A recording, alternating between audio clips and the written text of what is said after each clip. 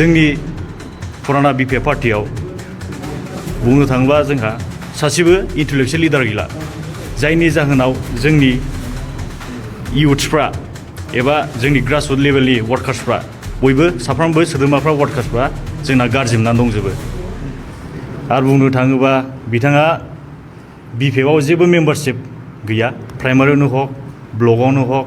बा सेन्ट्रेलावनो हक बे सासे भारा लाथ'जानाय मानसिसो बिक्रम दैमारिया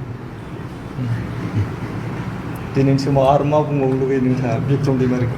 बिक्रम दैमारिखौ मा बुंबावनो बेखौथ' आंसो फेमास खालामनाय बायदि जादों बिएसइउ आरो बनसुनिफ्राय माखासे दैदेनगिरि बा बिबानगिरिफ्रा दिनै इउपिपिएल दोलोआव जयेन जादों नोंथांमोना प्रमद बर'नि दैदेननाय इउपिपिएल दोलोआव मा नुहुरनानै दिनै जयेन जादों जोंनि मेन उद्देश्य इउपिपिएलआव जयनिं जानाया बेनो दिनै जों नुनो थांगासिनो बेखौ नोंथांमोना निउस रिपर्टारफोर नोंथांमोना निस्सय मिथिखायो दिनै प्रमद बर' बिथाङा जाखिनि मिशन आरो भिजन लानानै बे खामानिखौ एक्टिभलि मावगासिनो निस्सय नोंथांमोनाबो नुनो थांगासिनो दिनै जोङो इयुथ्सफोरनि बेला साख्रिनि बेलायावबो जोंहा प्रमद बर' सारा बयनोबो केपाबल पार्सनफोरनो बे साख्रि होनानै दङ आरो फारसेथिं नायोब्ला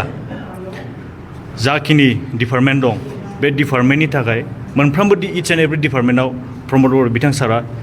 स्किल एन्ड डेभेलपमेन्ट मोनसे प्रग्राम लागासिनो दङ हाग्रामा महिलानि फारसे नोंथाङा मा नुहुराखै हाग्रामा सार बिथांखौ बुंनो थाङोब्ला आंहा जेबो बुंनांगौ खोथा गैया जास्ट मोनसे बाथ्राया बेनो आंनि पुराना जेनेबा पार्टि बिपिएफ पार्टि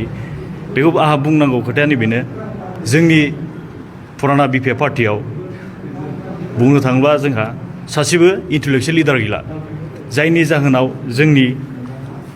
इयुथ्सफ्रा एबा जोंनि ग्रासरुट लेभेलनि वार्कार्सफ्रा बयबो साफ्रोमबो सोद्रोमाफ्रा वार्कार्सफ्रा जोंना गारजोबनानै दंजोबो बुंनो थाङोबा दिनै जोंना